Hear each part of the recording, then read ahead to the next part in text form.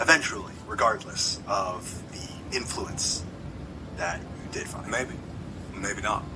That's the thing, you'll never know. Yeah. But I am here, and I'm here for those reasons, so I can only be grateful. YouTube is the most well-known platform online for videos.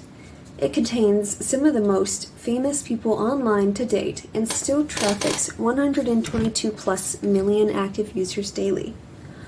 On average, YouTubers with 100,000 subscribers can make between $600 to $1,000 per week, bringing in around $2,400 to $4,000 per month.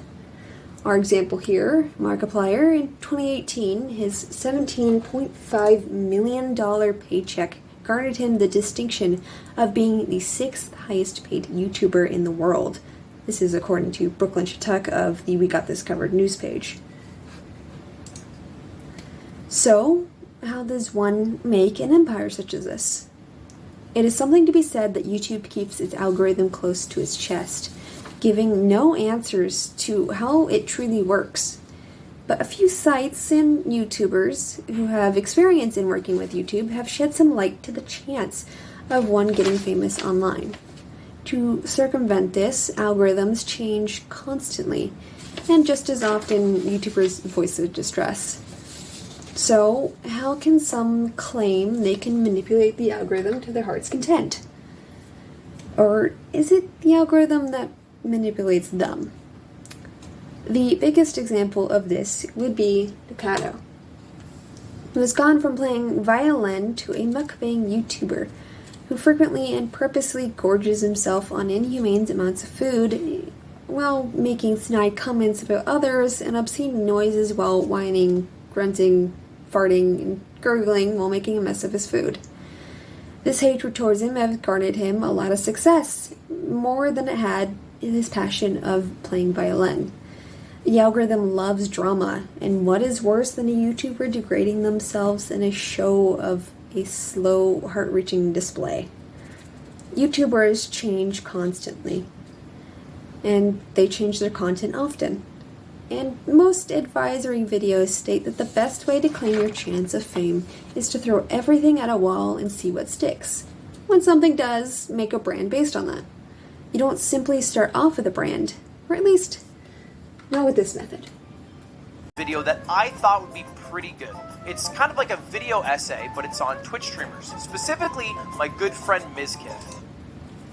Ludwig, a Twitch streamer who posts to YouTube as well, made a video where he proclaims YouTube is 99% skill, and goes on to show what he does in order to prove his point.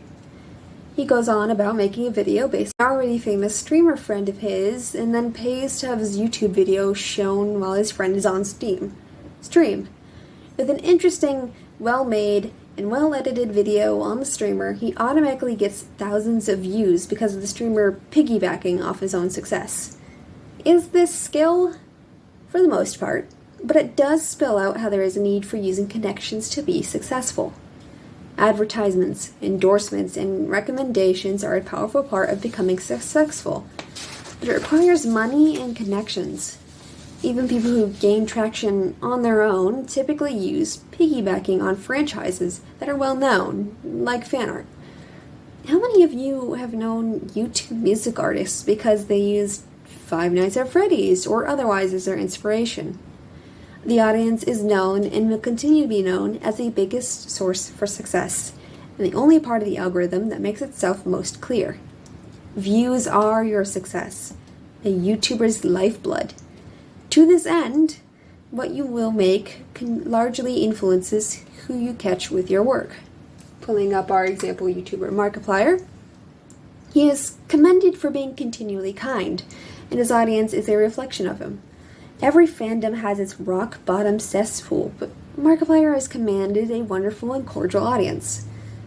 People are more influenced by these people than they realized, and the algorithm is often a large echo chamber of one's own thoughts and ideas. A person who is a cesspool creates their YouTube life off of that, and will only attract that sort of person, and therefore influence more and more people to that sort of thing as the fandom grows. At the end, there isn't much to be said on the topic that others have not already addressed. all of whom seemingly have the answers to figuring out how to grow in the YouTube platform in varying different ways. I'd say, what works for you, do it. Grow inspired and post something. Have fun and post something.